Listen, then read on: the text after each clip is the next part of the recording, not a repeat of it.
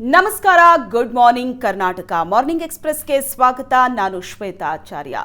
ಇದೀಗ ರಾಜ್ಯ, ದೇಶ, ವಿದೇಶ, ಸಿನಿಮಾ, ಕ್ರೀಡಾ ಸುದ್ದಿಗಳನ್ನು ಫಟಾಫಟಾಗಿ ನೋಡೋಣ ಮಾರ್ನಿಂಗ್ ಎಕ್ಸ್‌ಪ್ರೆಸ್‌ನಲ್ಲಿ. Prajwal Revanna pen drive case ಹೊರಬಂದು 1 ತಿಂಗಳಾಗ್ತಾ ಬಂತು. ಬಟ್ ಪ್ರಜ್ವಲ್ ರೇವಣ್ಣ ಮಾತ್ರ ಪತ್ತೆಯಾಗಿಲ್ಲ. ವಿದೇಶದಲ್ಲಿ ಅವಿತು ಕುಳಿತ ಪ್ರಜ್ವಲ್ ಪೆನ್ ಡ್ರೈವ್ ಇಲ್ಲಿ ಬಿರುಗಾಳಿಯನ್ನೇ ಎಬ್ಬಿಸಿದೆ. ಆಡಳಿತ ಮತ್ತು ವಿಪಕ್ಷಗಳ ನಡುವೆ ಈ ವಿಚಾರದಲ್ಲಿ ವಾಗ್ಯುದ್ಧವು ತಾರಕಕ್ಕೇರಿದ್ದು, ಡಿಕೆಶಿ ಹಾಗೂ ಎಚ್ಡಿಕೆ ನೇರ ವಾಕ್ಸಮರಕ್ಕೆ ಇಳಿದಿದ್ದಾರೆ. ವಿಡಿಯೋ ಹಂಚಿಕೆ ಸೂತ್ರಧಾರನೇ ಸಿಡಿ ಶಿವಕುಮಾರ್ ಅಂತ ಕುಮಾರಸ್ವಾಮಿ ಸ್ಫೋಟಕ ಬಾಂಬ್ ಸಿಡಿಸಿದ್ದಾರೆ. ಎಚ್ಡಿ ಕುಮಾರಸ್ವಾಮಿ ಫೋನ್ ಕದ್ದಾಲಿಕೆ ಆರೋಪಕ್ಕೆ ಡಿಸಿಎಂ ಡಿಕೆ ಶಿವಕುಮಾರ್ ತಿರುಗೇಟು ಕೊಟ್ಟಿದ್ದಾರೆ. ಹೋಮ್ ಮಿನಿಸ್ಟರ್ಗೆ ರೈಟಿಂಗ್ನಲ್ಲಿ ಬರೆದುಕೊಡೋಕೆ ಹೇಳಿ. ಯಾರ್ಯಾರ ಕಾಲದಲ್ಲಿ ಕದ್ದಾಲಿಕೆ ಆಗಿದೆ ಗೊತ್ತಾಗುತ್ತೆ. ಆರೋಪ ಮಾಡ್ತಿರೋರು ಹೋಮ್ ಮಿನಿಸ್ಟರ್ ಆದವರು, ಚೀಫ್ ಮಿನಿಸ್ಟರ್ ಆದವರು. ಫೋನ್ ಕದ್ದಾಲಿಕೆ ಬಗ್ಗೆ ಆಗ ಎಲ್ಲ ರಿಪೋರ್ಟ್ ಬಂದಿತ್ತಲ್ಲ. ಎಚ್ಡಿಕೆಗೆ ಫೋನ್ ಕದ್ದಾಲಿಕೆ ಬಗ್ಗೆ ಯಾರ್ಯಾರು ಮಾಹಿತಿ ಕೊಟ್ಟಿದ್ದಾರೋ ಅಫಿಡವಿಟ್ ಕೊಡೋದಕ್ಕೆ ಹೇಳಿ ಅಂತ ಡಿಕೆಶಿ ಟಾಂಗ್ ಕೊಟ್ಟಿದ್ದಾರೆ. ಮಾಜಿ ಸಿಎಂ ಕುಮಾರಸ್ವಾಮಿ ಫೋನ್ ಟ್ಯಾಪ್ ಆರೋಪಕ್ಕೆ ಸಿಎಂ ಸಿದ್ದರಾಮಯ್ಯ ತಿರುಗೇಟು ನೀಡಿದ್ದಾರೆ. ನಮ್ಮ ರಾಜಕೀಯ ಜೀವನದಲ್ಲಿ ಯಾವತ್ತೂ ಫೋನ್ ಟ್ಯಾಪ್ ಮಾಡೋ ನೀಚ ಕೆಲಸ ಮಾಡಿಲ್ಲ. ಹಿಂದೆ ಸಿಎಂ ಆಗಿದ್ದಾಗಲೂ ಮಾಡಿಲ್ಲ, ಈಗಲೂ ಮಾಡಿಲ್ಲ ಅಂತ ಸ್ಪಷ್ಟನೆ ನೀಡಿದ್ದಾರೆ. ಇಲ್ಲಿವರೆಗೂ ನಾನು ಅಂತಹ ಕೆಲಸ ಮಾಡಿಲ್ಲ, ಮುಂದೆ ಮಾಡೋದೂ ಇಲ್ಲ. ಪ್ರಜ್ವಲ್ ರೇವಣ್ಣ ಕೇಸನ್ನ ಡೈವರ್ಟ್ ಮಾಡೋದಕ್ಕೆ ಕುಮಾರಸ್ವಾಮಿ ಹೀಗೆಲ್ಲ ಹೇಳ್ತಿದ್ದಾರೆ ಅಂತ ಎಚ್ಡಿಕೆಗೆ ಸಿಎಂ ಸಿದ್ದರಾಮಯ್ಯ ತಿರುಗೇಟು ನೀಡಿದ್ದಾರೆ. ಪ್ರಜ್ವಲ್ ಪೆನ್ ಡ್ರೈವ್ ಪ್ರಕರಣದ ಎಸ್ಐಟಿ ತನಿಖೆ ಕುರಿತು ಮಾಜಿ ಸಚಿವ ಸಿಟಿ ರವಿ ಪ್ರತಿಕ್ರಿಯೆ ನೀಡಿದ್ದಾರೆ. ಪೆನ್ ಡ್ರೈವ್ ವಿಚಾರದಲ್ಲಿ ನಿಷ್ಪಕ್ಷಪಾತ ತನಿಖೆ ನಡೀಬೇಕು ಅಂತ ಬಯಸ್ತೀವಿ. ಅದಕ್ಕೆ ಸಿಬಿಐಗೆ ಕೊಡಿ ಅಂತ ಕೇಳ್ತಿದ್ದೀವಿ. ಅಲ್ಲಿ ಸುಪ್ರೀಂ ಕೋರ್ಟ್ ಅಥವಾ ಹೈಕೋರ್ಟ್ ಮಹಿಳಾ ನ್ಯಾಯಮೂರ್ತಿ ನೇತೃತ್ವದಲ್ಲಿ ಎಸ್ಐಟಿ ರಚನೆ ಮಾಡಲಿ.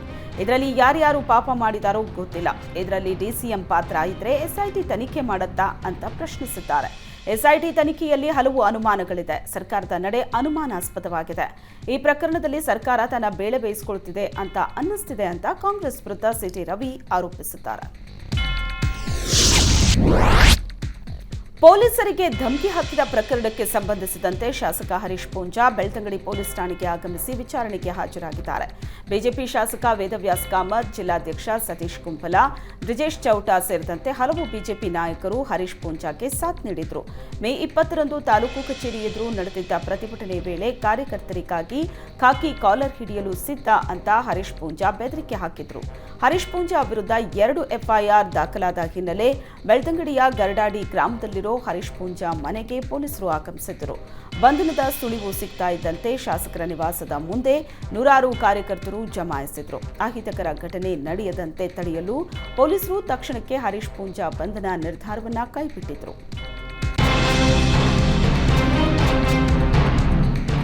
ಶಾಸಕ ಹರೀಶ್ ಪೂಂಜಾ ವಿರುದ್ಧ ಎಫ್ಐಆರ್ ಹಾಕಿರೋ ಪೊಲೀಸರಿಗೆ ಸಂಸದ ನಳಿನ್ ಕುಮಾರ್ ಕಟೀಲ್ ಎಚ್ಚರಿಕೆ ನೀಡಿದ್ದಾರೆ.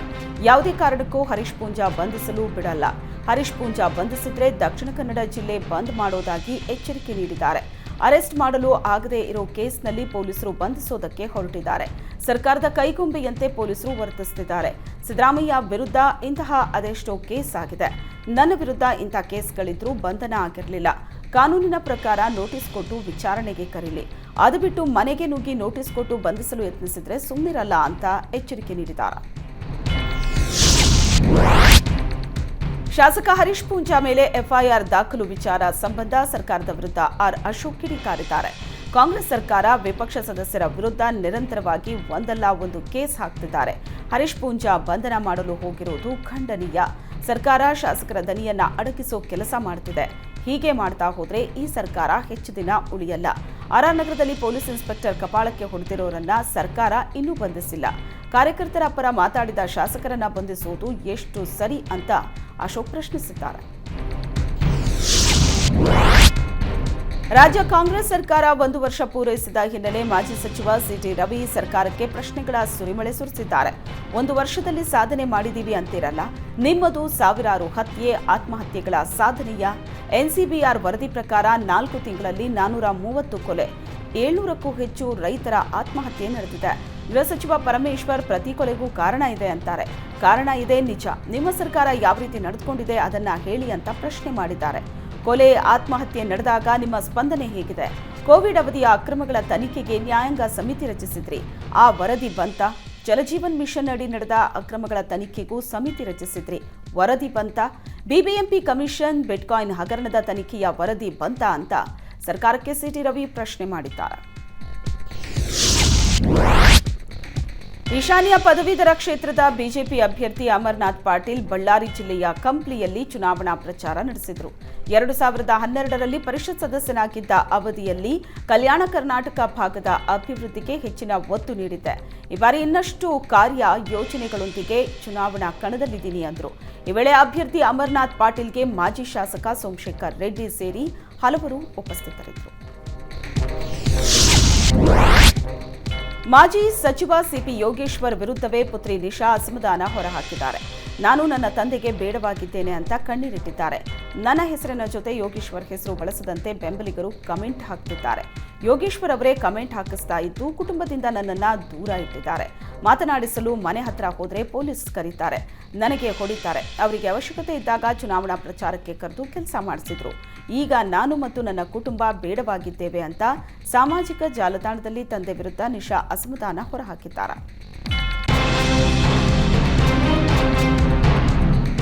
ಹುಬ್ಬಳ್ಳಿಯ ಅಂಜಲಿ ಹತ್ಯೆ ಹಾಗೂ ಕಲಬುರಗಿಯಲ್ಲಿ 3 ಯುವಕರನ್ನ ಬೆತ್ತಲುಗೊಳಿಸಿ ಕರೆಂಟ್ ಶಾಕ್ ಕೊಟ್ಟ ಪ್ರಕರಣ ಖಂಡಿಸಿ ಕಲಬುರಗಿಯಲ್ಲಿ ಪ್ರತಿಭಟನೆ ನಡೆಸಲಾಯಿತು. ಕಲಬುರಗಿ ಸೇರಿದಂತೆ ರಾಜ್ಯದಲ್ಲಿ ಕಾನೂನು ಸುವ್ಯವಸ್ಥೆ ಸಂಪೂರ್ಣ ಹದಗೆಟ್ಟಿದೆ.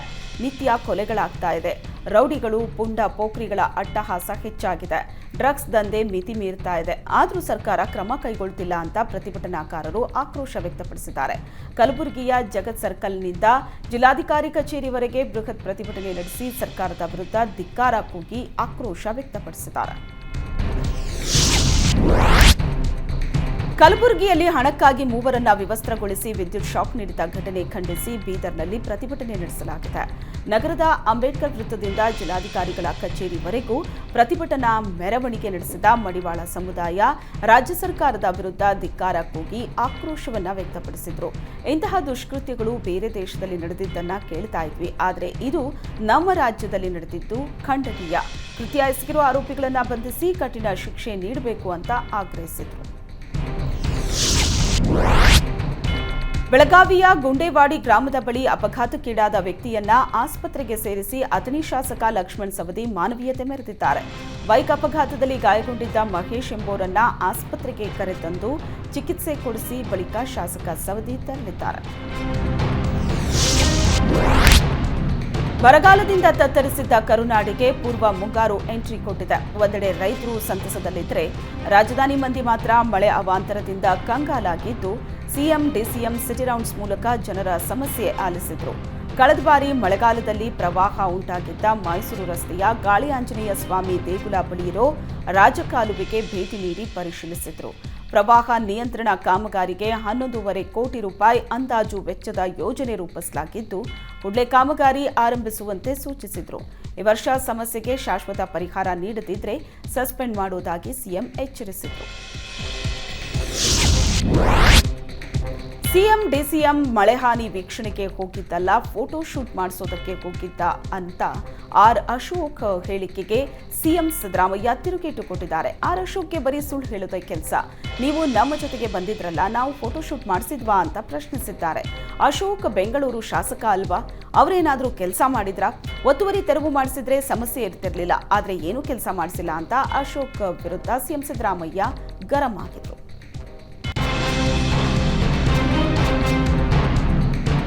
ಮೈಸೂರಿನ ಪಿರಿಯಾಪಟ್ಟಣ ತಾಲೂಕಿನಲ್ಲಿ ಎಚ್ಡಿ ಕುಮಾರಸ್ವಾಮಿ ನೇತೃತ್ವದ ಜೆಡಿಎಸ್ ನಿಯೋಗ ಮಳೆಹಾನಿ ಪ್ರದೇಶಕ್ಕೆ ಭೇಟಿ ನೀಡಿ ಪರಿಶೀಲನೆ ನಡೆಸಿದರು.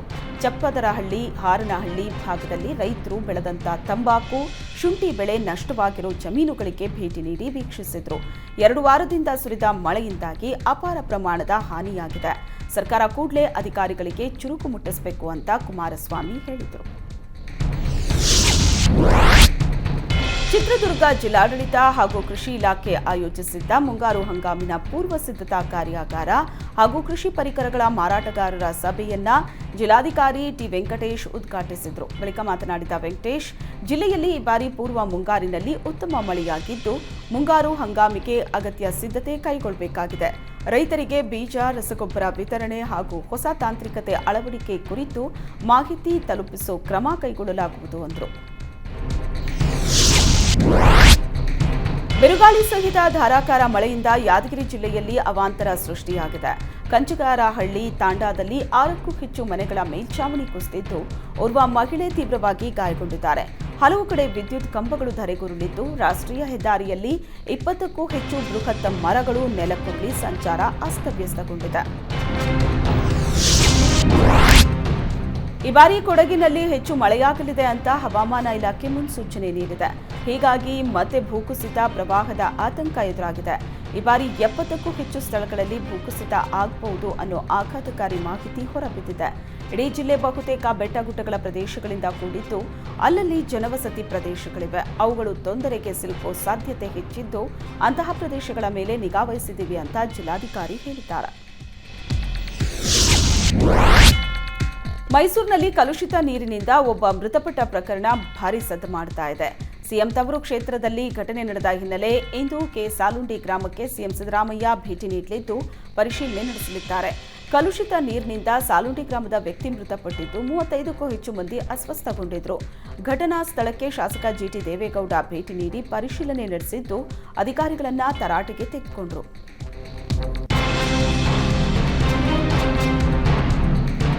ಈಗ ಎಲ್ಲೆಲ್ಲೂ ಮಾವಿನ ಹಣ್ಣಿನ ಭರಾಟೆ ಜೋರಾಗಿದೆ. ಮಾವು ಖರೀದಿಗಾಗಿ ಜನ ಮುಗಿ ಬೀಳುತ್ತಿದ್ದಾರೆ. ಆದರೆ ಹಣ್ಣನ್ನ ಮಾಗಿಸಲು ಅನೇಕ ರಾಸಾಯನಿಕಗಳನ್ನು ಬಳಸ್ತಾ ಇದ್ದು ಆರೋಗ್ಯದ ಮೇಲೆ ಕೆಟ್ಟ ಪರಿಣಾಮ ಬೀರುತ್ತಿದೆ. ಕೋಲಾರ ಜಿಲ್ಲೆಯ ಹಲವು ಕಡೆ ಮಾವು ಹಣ್ಣಾಗಿಸಲು ವ್ಯಾಪಾರಿಗಳು ಕೃತಕ ರಾಸಾಯನಿಕ ಪದಾರ್ಥಗಳನ್ನು ಬಳಸ್ತಾ ಇದ್ದಾರೆ. ಇದರಿಂದ ಮನುಷ್ಯನ ಆರೋಗ್ಯದ ಮೇಲೆ ವ್ಯತಿರಿಕ್ತ ಪರಿಣಾಮ ಬೀರಲಿದೆ. ಹೀಗಾಗಿ ಸಂಬಂಧಪಟ್ಟ ಅಧಿಕಾರಿಗಳು ಈ ಬಗ್ಗೆ ನಿಗಾ ವಹಿಸಿ ವಿಷಕಾರಿ ಮಾವು ಮಾರುಕಟ್ಟೆಗೆ ಬರೋದನ್ನ ತಪ್ಪಿಸಬೇಕು ಅಂತ ಮಾವು ಪ್ರಿಯರು ಆಗ್ರಹಿಸಿದ್ದಾರೆ. ಉತ್ತರ ಕನ್ನಡದ ಕುಮಟಾ ಪಟ್ಟಣದಲ್ಲಿ ಮಾಜಿ ಪ್ರಿಯಕರನೊಬ್ಬ ತನ್ನ ಪ್ರೇಯಸಿಯ ಹಾಲಿ ಪ್ರಿಯಕರನಿಗೆ ಚಾಕುವಿನಿಂದ ಇರಿದು ಹಲ್ಲೆ ಮಾಡಿದ್ದಾನೆ. ದುಂಡಕುಳಿಯ ನಿವಾಸಿ ಸಂತೋಷ್ ಪಾಂಡುರಂಗ ಅಂಬಿಗ ಚಾಕು ಇರಿತಕ್ಕೆ ಒಳಗಾದ ಯುವಕ ತಾನು ಪ್ರೀತಿಸಿದ ಹುಡುಗಿಯನ್ನ ನೀನ್ಯಾಕೆ ಮದುವೆ ಆಗೋದಕ್ಕೆ ಮುಂದಾಗಿದೆಯಾ ಅಂತ ಕೆರಳಿದ ಪಾಗಲ್ ಪ್ರೇಮಿ ಕಣ್ಣಿಗೆ ಖಾರದ ಪುಡಿ ಎರಚಿ ಚಾಕುವಿನಿಂದ ಕುತ್ತಿಗೆಗೆ ಇರಿದಿದ್ದಾನೆ. ಸದ್ಯ ಆರೋಪಿ ರಾಜೇಶ್ ಅಂಬಿಗನನ್ನ ಕುಮಟಾ ಪೊಲೀಸರು ಬಂಧಿಸಿದ್ದಾರೆ. ವಿಜಯಪುರ ಜಿಲ್ಲೆಯ ಕೋಲಾರ ಬಳಿ ಹೆದ್ದಾರಿಯಲ್ಲಿ ಕ್ಯಾಂಟರ್ ವಾಹನ ತಡೆದು ಹಣ ದರೋಡೆ ಮಾಡಿದ ಆರೋಪಿಗಳನ್ನು ಬಂಧಿಸಲಾಗಿದೆ. ಈ ಸಂಬಂಧ ಎಸ್ಪಿ ಋಷಿಕೇಶ್ ಸೋನಾವಣೆ ಮಾಹಿತಿ ನೀಡಿದ್ದು, ಖದೀಮರು 32 ಲಕ್ಷ ಹಣ ದೋಚಿ ಪರಾರಿಯಾಗಿದ್ರು. ಕೃತ್ಯದಲ್ಲಿ ಶಾಮೀಲಾಗಿದ್ದ ಕ್ಯಾಂಟರ್ ಚಾಲಕ ಸೇರಿ 5ರನ್ನ ಬಂಧಿಸಲಾಗಿದೆ. ಬಂಧಿತ ಆರೋಪಿತರಿಂದ ಕೃತ್ಯಕ್ಕೆ ಬಳಸಿದ ವಾಹನ ಹಾಗೂ 31 ಲಕ್ಷ ರೂಪಾಯಿ ಹಣವನ್ನ ವಶಕ್ಕೆ ಪಡೆಯಲಾಗಿದೆ ಅಂದರು. ಕೋಲಾರ ಜಿಲ್ಲೆಯಲ್ಲಿ ಐಪಿಎಲ್ ಕ್ರಿಕೆಟ್ ಬೆಟ್ಟಿಂಗ್ ದಂಧೆ ಜೋರಾಗಿದ್ದು ಪೊಲೀಸರು ವಿಶೇಷ ತಂಡ ರಚಿಸಿ ಬೆಟ್ಟಿಂಗ್ ದಂಧೆ ನಿಯಂತ್ರಣಕ್ಕೆ ಮುಂದಾಗಿದ್ದಾರೆ. ಈಗಾಗಲೇ ಬೆಟ್ಟಿಂಗ್ನಲ್ಲಿ ತೊಡಗಿದ್ದ 4 ಆರೋಪಿಗಳನ್ನು ಬಂಧಿಸಲಾಗಿದೆ. ಕೋಲಾರದಿಂದ ದುಬೈವರೆಗೆ ಐಪಿಎಲ್ ಕ್ರಿಕೆಟ್ ಬೆಟ್ಟಿಂಗ್ ಜಾಲ ತಳುಕು ಹಾಕೊಂಡಿರೋ ಶಂಕೆ ಪೊಲೀಸರಿಗೆ ವ್ಯಕ್ತವಾಗಿದ್ದು, ಕೋಲಾರ, ಮುಳಬಾಗಿಲು, ಶ್ರೀನಿವಾಸಪುರ, ಮಾಲೂರಿನಲ್ಲಿ ಬೆಟ್ಟಿಂಗ್ ಪ್ರಕರಣಗಳು ನಡೀತಾ ಇರೋ ಅನುಮಾನವಿದ್ದು ಪೊಲೀಸರು ಹೆಚ್ಚಿನ ನಿಗಾ ಇಟ್ಟಿದ್ದಾರೆ. ದಲಿತ ಬಂಡಾಯ ಸಾಹಿತಿ, ಕೇಂದ್ರ ಸಾಹಿತ್ಯ ಅಕಾಡೆಮಿ ಪ್ರಶಸ್ತಿ ಪುರಸ್ಕೃತರಾದ ಲಕ್ಕೂರು ಆನಂದ್ ಅನಾರೋಗ್ಯದ ಕಾರಣ ವಿಧಿವಶರಾಗಿದ್ದಾರೆ. ಕೋಲಾರದ ಮಾಲೂರಿನ ಚಿಕ್ಕ ತಿರುಪತಿ ಬಸ್ ನಿಲ್ದಾಣದಲ್ಲಿ ಲಕ್ಕೂರು ಆನಂದ್ ಅವರ ಶ್ರದ್ಧಾಂಜಲಿ ಕಾರ್ಯಕ್ರಮ ಹಮ್ಮಿಕೊಳ್ಳಲಾಗಿತ್ತು. ಲಕ್ಕೂರು ಆನಂದ್ ದೈಹಿಕವಾಗಿ ಇಲ್ಲದಿದ್ದರೂ ಅವರು ರಚಿಸಿರುವ ಸಾಹಿತ್ಯದಲ್ಲಿ ಜೀವಂತವಾಗಿದ್ದಾರೆ.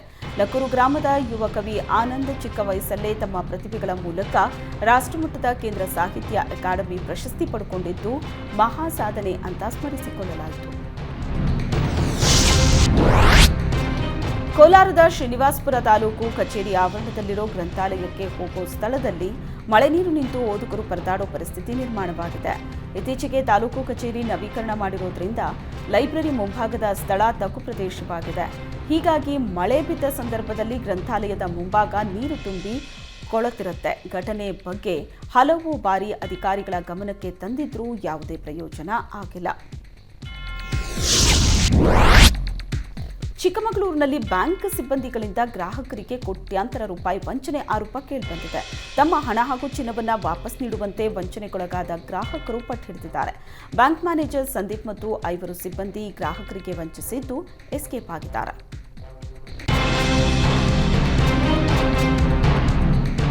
ಎಚ್ಎಸ್ಆರ್ಪಿ ನಂಬರ್ ಪ್ಲೇಟ್ ಅಳವಡಿಕೆ ಮಾಡದವರಿಗೆ ಮತ್ತೆ ಬಿಗ್ ರಿಲೀಫ್ ಸಿಕ್ಕಿದೆ. ರಾಜ್ಯದಲ್ಲಿ ಎಲ್ಲ ಹಳೆಯ ವಾಹನಗಳಿಗೆ ಎಚ್ಎಸ್ಆರ್ಪಿ ಕಡ್ಡಾಯವಾಗಿ ಅಳವಡಿಸಲು ರಾಜ್ಯ ಸರ್ಕಾರ ನೀಡಿದ ಗಡುವು ಮೇ 31ಕ್ಕೆ ಅಂತ್ಯವಾಗಲಿದೆ.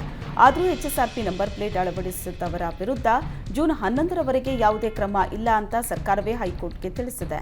ಹೀಗಾಗಿ ಎಚ್ಎಸ್ಆರ್ಪಿ ನಂಬರ್ ಪ್ಲೇಟ್ ಹಾಕಿಸಿಕೊಳ್ಳದ ವಾಹನ ಸವಾರರಿಗೆ ಜೂನ್ 11ರವರೆಗೆ ಕಾಲಾವಕಾಶ ಇದೆ.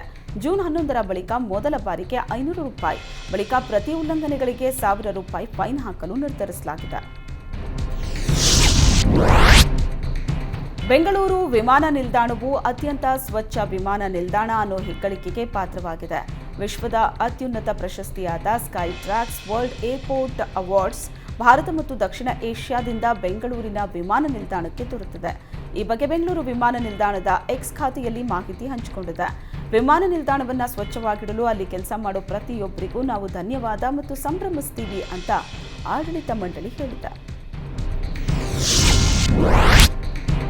ಹೇಮಾವತಿ ನಾಲೆ ನಿರ್ಮಾಣ ವೇಳೆ ಭೂಸ್ವಾಧೀನ ಮಾಡಿಕೊಂಡು ಪರಿಹಾರ ನೀಡದ್ದಕ್ಕೆ ರೈತರು ಸಿಡಿದೆದ್ದಿದ್ದಾರೆ. ತುಮಕೂರಿನ ಹೇಮಾವತಿ ನಾಲಾ ವಲಯ ವಿಶೇಷ ಭೂಸ್ವಾಧೀನ ಅಧಿಕಾರಿಗಳ ಕಚೇರಿ ಎದುರು ಪ್ರತಿಭಟನೆ ನಡೆಸಿದ ರೈತರು ಹೇಮಾವತಿ ನಾಲೆ ನಿರ್ಮಾಣಕ್ಕೆ ಕುಣಿಗಲ್ ತಾಲೂಕಿನ 17 ಗ್ರಾಮಗಳ 803 ಎಕರೆ 12 ಗುಂಟೆ ಜಮೀನು ಭೂಸ್ವಾಧೀನಪಡಿಸಿಕೊಂಡು 15ರಿಂದ 20 ವರ್ಷ ಆಗಿದೆ. ನಾಲೆಗಾಗಿ ಭೂಮಿ ಕಳ್ಕೊಂಡ ರೈತರಿಗೆ ಈವರೆಗೂ ಪರಿಹಾರ ನೀಡಿಲ್ಲ. ಶೀಘ್ರವೇ ಪರಿಹಾರದ ಹಣ ಬಿಡುಗಡೆ ಮಾಡಬೇಕು ಅಂತ ಆಗ್ರಹಿಸಿದರು. ಈ ವೇಳೆ ರೈತರಿಗೆ ವಿವಿಧ ಸಂಘಟನೆಗಳು ಸಾಥ್ ನೀಡಿದ್ದವು. ಕೋಲಾರದಲ್ಲಿ ಕೃಷಿ ಉತ್ಪಾದಕ ಸಂಘಗಳು ಮತ್ತು ರಾಜ್ಯ ಹಾಗೂ ಕೇಂದ್ರ ಸರ್ಕಾರದ ಸಹಯೋಗದಲ್ಲಿ ರೈತರಿಗೆ ಅರಿವು ಮೂಡಿಸುವ ಕಾರ್ಯಕ್ರಮ ಆಯೋಜಿಸಲಾಗಿತ್ತು. ರೈತರಿಗೆ ಕಡಿಮೆ ದರದಲ್ಲಿ ಕೃಷಿ ಉಪಕರಣಗಳು, ಗೊಬ್ಬರ, ಬಿತ್ತನೆ ಬೀಜಗಳನ್ನು ನೀಡುವ ಸಂಬಂಧ ಅರಿವು ಮೂಡಿಸಲಾಯಿತು. ರೈತರ ಬೇಡಿಕೆಗೆ ಅನುಗುಣವಾಗಿ ಬಿತ್ತನೆ ಬೀಜ, ಜೈವಿಕ ಮತ್ತು ರಾಸಾಯನಿಕ ರಸಗೊಬ್ಬರಗಳ ಬಗ್ಗೆ ಮಾಹಿತಿ ನೀಡಲಾಗುತ್ತಿದೆ. ಉದ್ಯೋಗ ಖಾತ್ರಿ ಯೋಜನೆಯ ಮಹಿಳಾ ಕಾರ್ಮಿಕರು ಬಿಡುವಿನ ಸಮಯದಲ್ಲಿ ಕಬಡ್ಡಿ ಆಡಿ ಗಮನ ಸೆಳೆದಿದ್ದಾರೆ. ಗದಗ ಜಿಲ್ಲೆ ಮುಂಡರಗಿ ತಾಲೂಕಿನ ಹಿರೇವಡ್ಡವಟ್ಟಿ ಗ್ರಾಮ ಪಂಚಾಯಿತಿ ವತಿಯಿಂದ ಜಮೀನು ಬದು ನಿರ್ಮಾಣ ಕೆಲಸ ನಡೀತಾ ಇದೆ. ಕೆಲಸ ಮಾಡಿ ಸುಸ್ತಾದ ಕಾರ್ಮಿಕರಿಗೆ ಮನರಂಜನೆ ಇರಲಿ ಅಂತ ಗ್ರಾಮ ಪಂಚಾಯಿತಿ ಅಧಿಕಾರಿಗಳೇ ಕಾರ್ಮಿಕರಿಗೆ ಕಬಡ್ಡಿ ಆಟ ಆಯೋಜಿಸಿದ್ರು. ಕೆಲ ಹೊತ್ತು ಆಟವಾಡಿ ಮಹಿಳಾ ಕಾರ್ಮಿಕರು ರಿಲ್ಯಾಕ್ಸ್ ಆದರು.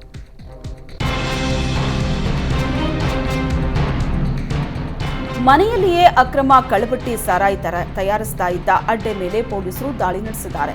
ಯಾದಗಿರಿ ಜಿಲ್ಲೆಯ ವಡಗೇರ ತಾಲೂಕಿನ ಕುರುಕುಂದ ಗ್ರಾಮದ ಸಾಬಣ್ಣ ಅನ್ನೋರ ಮನೆಯಲ್ಲಿ ಕಳ್ಳಬಟ್ಟಿ ತಯಾರಿಸ್ತಾ ಇದ್ರು. ಖಚಿತ ಮಾಹಿತಿ ಮೇರೆಗೆ ಸಾಬಣ್ಣನ ಮನೆ ಮೇಲೆ ಪೊಲೀಸರು ದಾಳಿ ನಡೆಸಿದ್ದಾರೆ. ದಾಳಿ ವೇಳೆ 50 ಲೀಟರ್ ಕಳ್ಳಬಟ್ಟಿ ಸಾರಾಯಿ ಹಾಗೂ ನವಸಾರ ಗೋಲಿಗಳು ಪತ್ತೆಯಾಗಿದ್ದು, ಕಳ್ಳಬಟ್ಟಿ ಹಾಗೂ ಆರೋಪಿ ಸಾಬಣ್ಣನನ್ನ ಪೊಲೀಸರು ವಶಕ್ಕೆ ಪಡೆದಿದ್ದಾರೆ. ವಡಗೇರ ಪೊಲೀಸ್ ಠಾಣೆಯಲ್ಲಿ ಪ್ರಕರಣ ದಾಖಲಾಗಿದೆ. ಕರಿಚಿರತೆ ನಾಯಿ ಮೇಲೆ ದಾಳಿ ನಡೆಸಿ ಹೊತ್ತೊಯ್ದ ಘಟನೆ ಉತ್ತರ ಕನ್ನಡ ಜಿಲ್ಲೆಯ ಸಿದ್ದಾಪುರ ತಾಲೂಕಿನ ಮುಸೇಗಾರದಲ್ಲಿ ನಡೆದಿದೆ. ಮುಸೇಗಾರಿನ ರಾಮಚಂದ್ರ ಹೆಗಡೆ ಅನ್ನೋರ ಶ್ವಾನವನ್ನ ಬ್ಲಾಕ್ ಪ್ಯಾಂಥರ್ ಹೊತ್ತೊಯ್ದ ದೃಶ್ಯ ಸಿಸಿಟಿವಿಯಲ್ಲಿ ಸೆರೆಯಾಗಿದೆ. ಕರಿಚಿರತೆಯ ಓಡಾಟ ಸಾರ್ವಜನಿಕರಲ್ಲಿ ಭಯ ಮೂಡಿಸಿದೆ. ಕರ್ನಾಟಕ ಸೇರಿದಂತೆ ದಕ್ಷಿಣದ ರಾಜ್ಯಗಳಲ್ಲಿ ಆನೆ ಹಾಗೂ ಮಾನವ ನಡುವಿನ ಸಂಘರ್ಷದ ಪ್ರಕರಣ ಹೆಚ್ಚಾಗ್ತಿದೆ.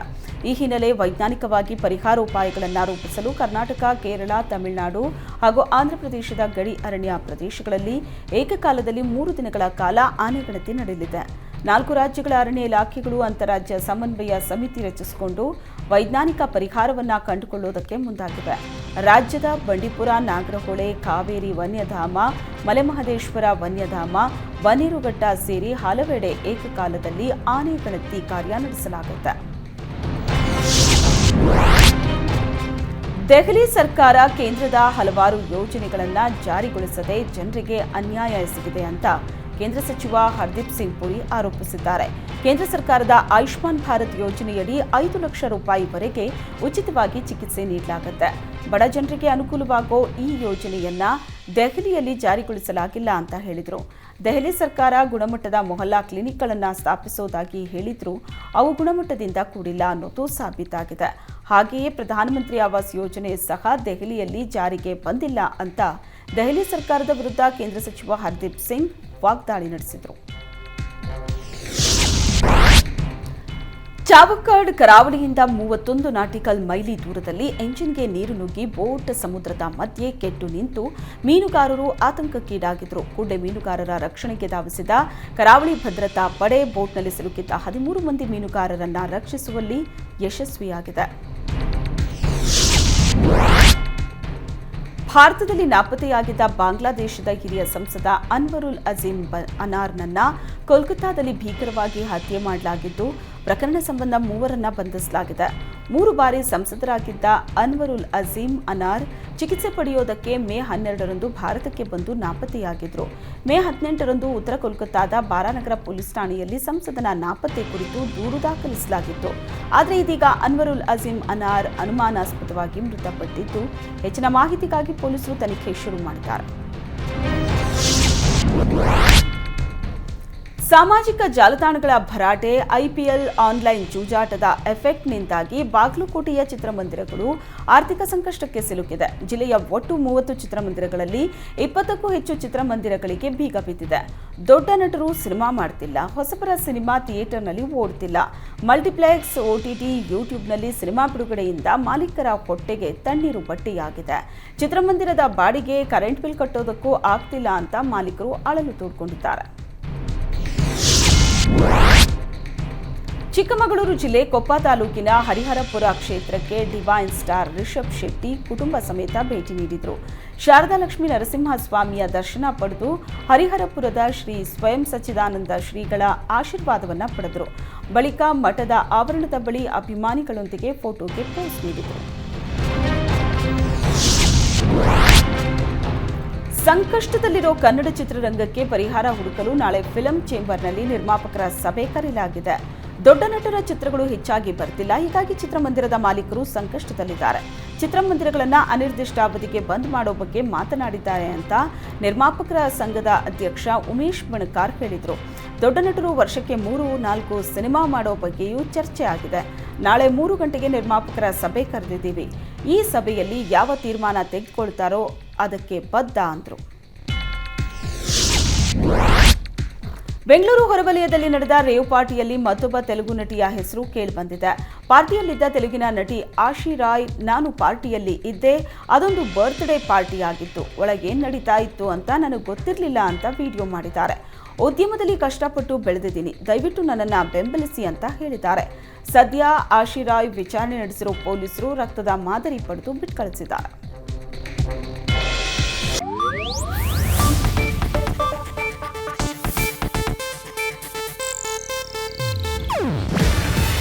ಇದು ಏಷ್ಯಾನೆಟ್ ನ್ಯೂಸ್ ನೆಟ್ವರ್ಕ್ ಪ್ರಸ್ತುತಿ. ನೀವು ನೋಡ್ತಿದ್ದೀರಾ ಏಷ್ಯಾನೆಟ್ ಸುವರ್ಣ ನ್ಯೂಸ್.